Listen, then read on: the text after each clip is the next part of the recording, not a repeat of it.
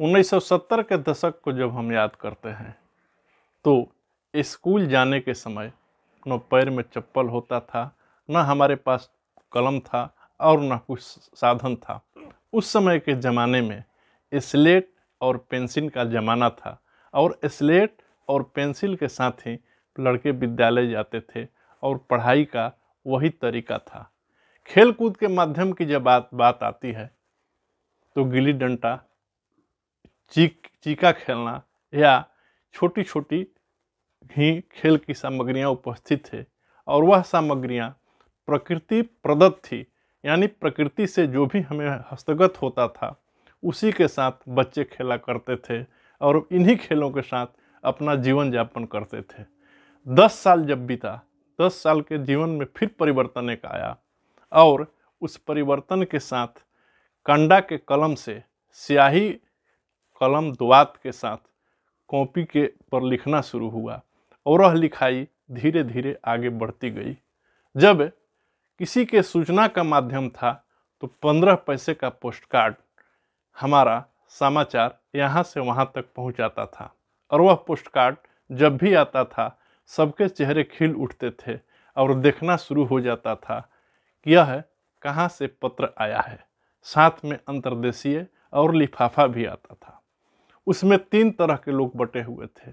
जिसके पास पैसे का अभाव था वह पोस्ट कार्ड से काम चला लेता था, जिसके पास उससे कुछ पैसा ज़्यादा था वह अंतर्देशीय का साधन उपलब्ध करता था और जिसके पास कुछ ज़्यादा पैसा होता था वह उस अंतर्देशीय के बाद लिफाफे का प्रयोग करता था। समय ने परिवर्तन लिया, करवट बदला, समय ने अंगड़ाइयाँ ली और वह आगे की ओर बढ़ा और आगे बढ़ने के बाद पुनः स्याही भरने वाली कलम आई और लिखने के तौर तरीके का नज़रिया पूरी तरह से बदला और उस कलम में स्याही डालकर नीब और लीड के माध्यम से लिखने का कार्यक्रम शुरू हुआ और यह भी लगभग 10 साल चला। इसके बाद बॉल पेन का ज़माना आया और बॉल पेन ने अपनी छाप बनानी शुरू की। कॉपियाँ विभिन्न अच्छे ढंगों की मिलने लगी और बॉल पेन से लिखना शुरू हो गया। लेकिन एक तरीका यह रहा कि जो कंडे के कलम से दवात के साथ लिखने की प्रक्रिया थी वह प्रक्रिया हैंडराइटिंग को काफ़ी उच्च कोटि की बना देती थी और वह उच्च कोटि निचले के वर्गों में पढ़े हुए शब्दों को या लिखने के तौर तरीके को जब आगे के कक्षाओं में बच्चे जाते तो उनके लिखावट में बहुत सुंदर होते थे और लिखावट यह दर्शाता है, आपका हैंडराइटिंग यह दर्शाता है कि आप में योग्यता कुछ ज़्यादा है। एक महात्मा गांधी की लिखावट कमज़ोर थी और जब भी किसी का सुंदर लिखावट देखते थे तो उनका हृदय खुश हो जाता था और वो सोचते थे कि काश मैं अच्छा लिख पाता। फिर परिवर्तन हुआ जब मोबाइल का ज़माना आया और उस ज़माने में एक ही नोकिया कंपनी मोबाइल बनाती थी, मोटोरोला का फ़ोन आया और 999 रुपये का रिचार्ज का ज़माना आया। जहाँ तहाँ इधर उधर बहुत सारे जगहों पर सिक्का डालकर बतियाने के लिए साधारण व्यक्तियों के लिए व्यवस्था उपलब्ध हुई और वह व्यवस्था कुछ बरसों तक चली। कुछ बरस बीतने के बाद फिर सिस्टम बदला, विज्ञान ने तरक्की किया और विभिन्न मॉडल्स के फ़ोन आने शुरू हो गए और आज हम धीरे धीरे बढ़ते हुए 2G, 3G, 4G और अभी 5G में पहुंच गए हैं।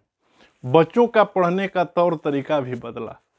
जो 1970 के दशक में 6th क्लास से अंग्रेजी की पढ़ाई शुरू होती थी और ABCD लिखना शुरू होता था, लेकिन वर्तमान में उसका रूप बदला और शुरू के बच्चे के क्लास से ही अंग्रेजी की पढ़ाई शुरू हुई।